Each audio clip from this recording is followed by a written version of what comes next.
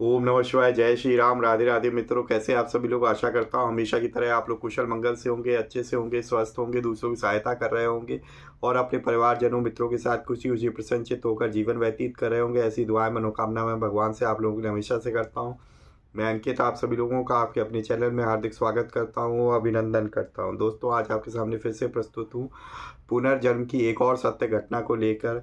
तो ये भी मैं आपको इसी पुस्तक से बता रहा हूँ और जिसका कोड 888 है, गीता प्रेस से आती है। परलोक एवं पुनर्जन्म की सत्य घटनाएं, जो कि परलोक एवं पुनर्जन्म अंक, जो कि कल्याण का अंक है, वहाँ से इस पुस्तक में समाहित किया गया है सारी सत्य घटनाओं को। तो आज जो है हम मैं आपको कहानी सुनाऊंगा कि गाजियाबाद में एक आयकर विभाग में काम करते थे।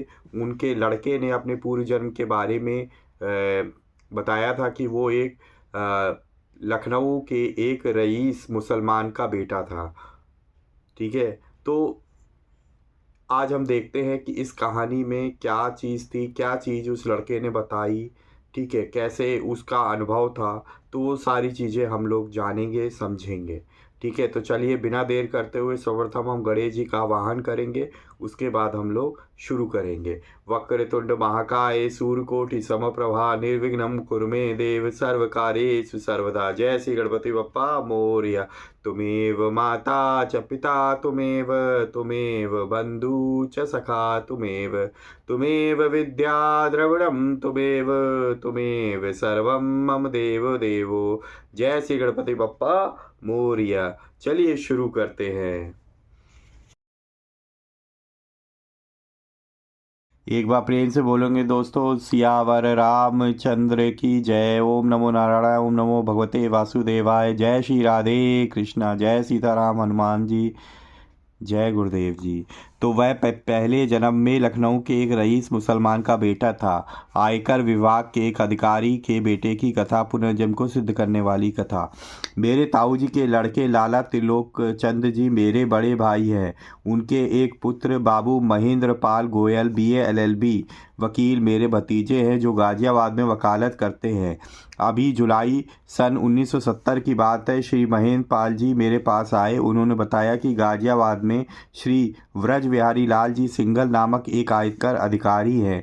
उनके एक पुत्र ने अपने पूर्व जन्म की सब बातें बताकर सबको आश्चर्यचकित कर दिया है। वह अपने को पूर्व जन्म में लखनऊ का एक मुसलमान बताता है। मुझे यह सुनकर बड़ा आश्चर्य हुआ कि जो मुसलमान पूर्व जन्म को नहीं मानते, उन्हीं मुसलमानों में से एक का पुनर्जन्म हुआ। इससे बढ़कर पूर्व जन्म के सिद्धांत को सिद्ध करने वाली बात और क्या होगी। मेरे मन में उस बालक को देखने की और उससे मिलकर सब बातें जानने की उत्सुकता पैदा हो गई। मैंने अपने भतीजे महेंद्र पाल से कहा कि हमें उस बालक से मिला दो। उन्होंने कहा कि चाचा जी, मैं गाजियाबाद जाकर उन अधिकारी महोदय से आज्ञा प्राप्त करके आपको उससे मिलाने का प्रयत्न करूंगा। वे गाजियाबाद जाकर श्री व्रज विहारी लाल जी सिंघल से मिले। उन्होंने सहर्ष स्वीकृति दे दी। तब महेंद्रपाल गोयल ने आकर मुझे सूचना दी कि उन्होंने स्वीकृति तो दे दी है, पर उनका दूसरी जगह के लिए तबादला हो गया, इसलिए आप 2-4 दिन के अंदर ही गाजियाबाद पहुंचकर उनसे मिल लें, नहीं तो वे बाहर चले जाएंगे। मैं दिनांक 11 जुलाई 1970 को गाजियाबाद जा पहुंचा और अपने भतीजे महेंद्र पाल गोयल को साथ लेकर उनकी कोठी पर गया। देखा तो उनके जाने की पूरी तैयारी हो चुकी थी और सामान ट्रक में भरा तैयार था, लेकिन उन लोगों ने उस स्थिति में भी हमें पूरा समय दिया। सब बड़े प्रेम से मिले। लड़के के पिता माननीय आयकर अधिकारी बाबू श्री व्रज बिहारी लाल जी सिंघल, लड़के के माता जी, लड़के के भाई और वह पूर्व जन्म की बातें बताने वाला लड़का सुभाष चंद्र। जब सब लोग पास बैठ गए, लगभग 2 घंटे तक उन लोगों से मेरी खुलकर बातें हुई। मैंने सब बातें नोट की जो पाठकों के सामने रखी जा रही है। आशा है पाठक उन्हें ध्यान से पढ़ने की कृपा करेंगे। लड़के के पूर्व जन्म की स्मृति कैसे जागृत हुई।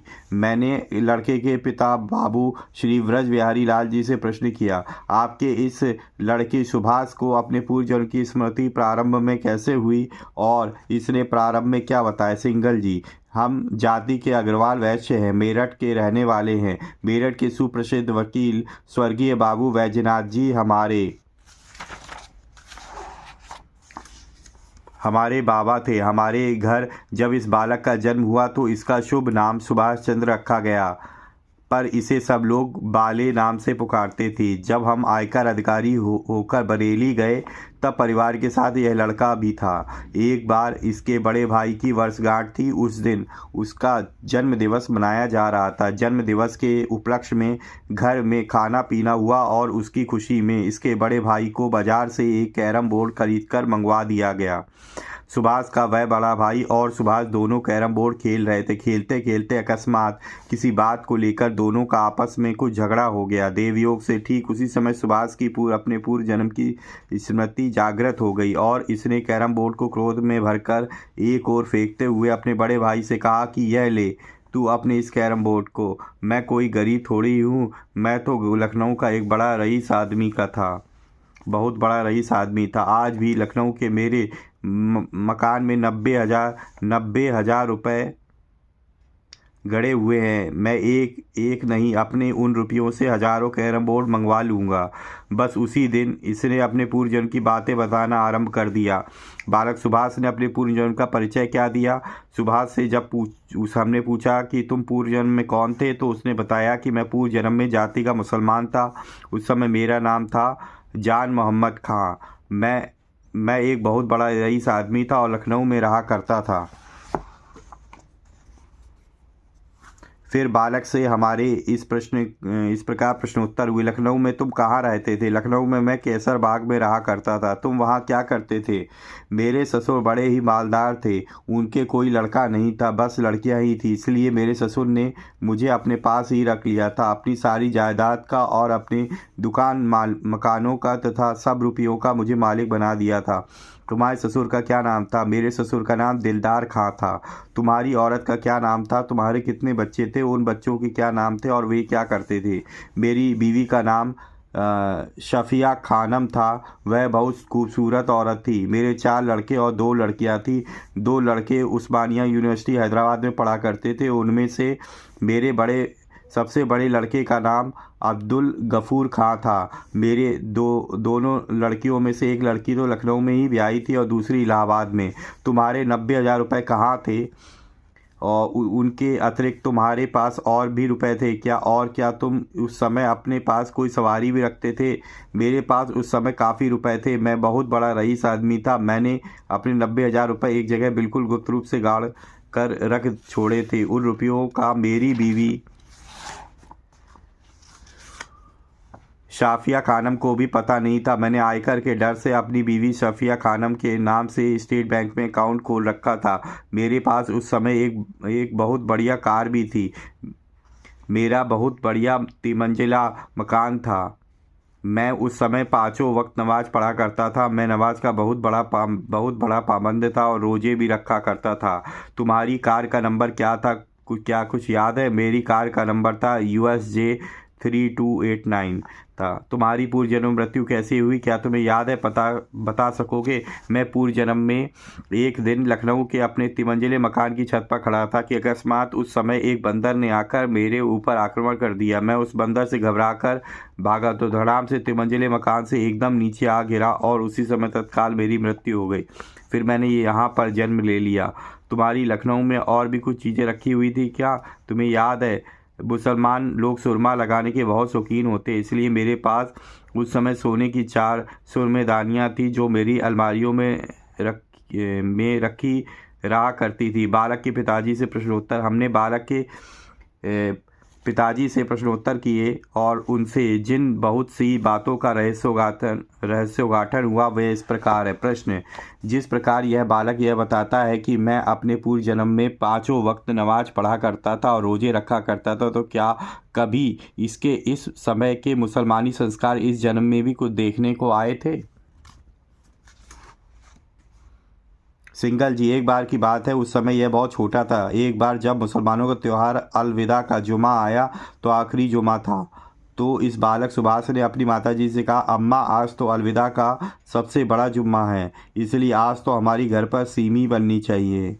कभी कभी यह नमाज का कपड़ा बिछाकर नमाज पढ़ने के लिए ऐसे बैठ जाता था कि जैसे कोई सधा हुआ पूरा मुल्ला मौलवी नमाज पढ़ता हो, जिसे देखकर बहुत आश्चर्य होता था। इसकी उस समय बहुत सी मुसलमानों वाली हरकतें देखकर बहुत से मनुष्य इसे हंसी में बाले की जगह बाले खां नाम से पुकारने लगे थे। यह भी मियाँ बाले खां नाम से चिढ़ता नहीं था।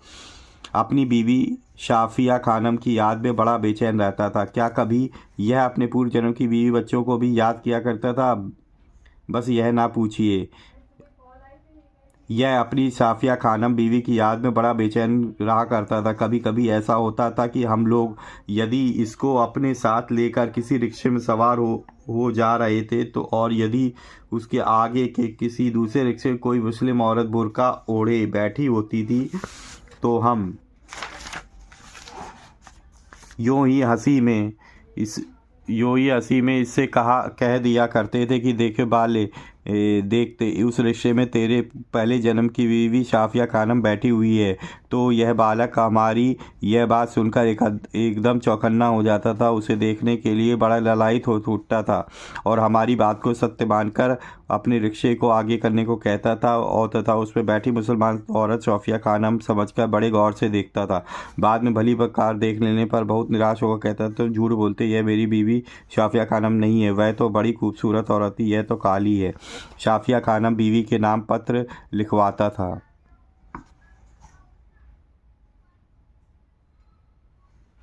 जब यह छोटा था तो हमारे यहाँ एक नौकर रहा करता था।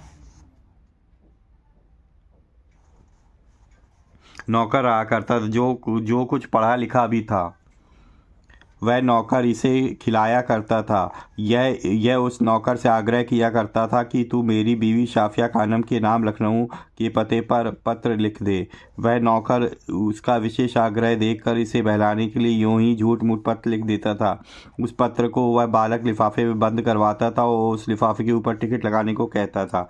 नौकर पुरानी टिकट लेकर उस पर लिफाफे पर लगा देता था और बालक उसे लेटर बॉक्स में डालने को कहता था, तो वह उसके कहने के अनुसार लेटर बॉक्स में डाल आया करता था। मेरा लिखवाया गया पत्र मेरी बीवी शाफिया खानम के पास अवश्य ही लखनऊ पहुंचेगा और मेरे उस पत्र का शाफिया खानम के द्वारा लिखा जवाब भी अवश्य ही आएगा। यह सोचकर बालक बहुत खुश हो जाया करता था।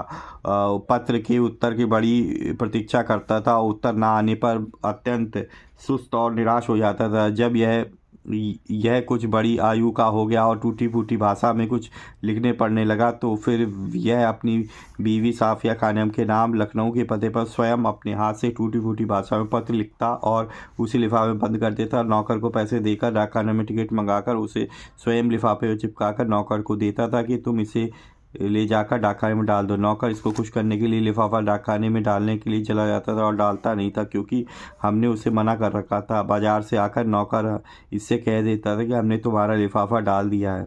यह अपने लिखे पत्र की उत्तर की बड़ी प्रतीक्षा करता था और अंत में उत्तर न आने पर बहुत दुखी और उद्विग्न हो जाता था। इसका यह सिलसिला बहुत दिनों तक जारी रहा, पर जब इसे अपने पत्र का एक भी उत्तर नहीं मिला फिर इसने भी पत्र डालने बंद कर दिए। इधर हम भी चाहते थे कि यह पिछली बातों को भूल जाए तो अच्छा, व्यर्थ में अपने पूर्वजों की बातें करके इतना परेशान होता है। क्या इसकी कार के नंबर तथा बताई गई लखनऊ की बातें ठीक है? आपने कुछ पता लगाया? बातें तो अच्छा सच थी, इसमें कोई संदेह नहीं था। पूर्व जन्म में मुसलमान था, लखनऊ में रहा करता था। जब इसकी पूर्व जन्म की बातें बताने का जनता को पता लगा तो इसे देखने के लिए दूर दूर से आदमी आने लगे।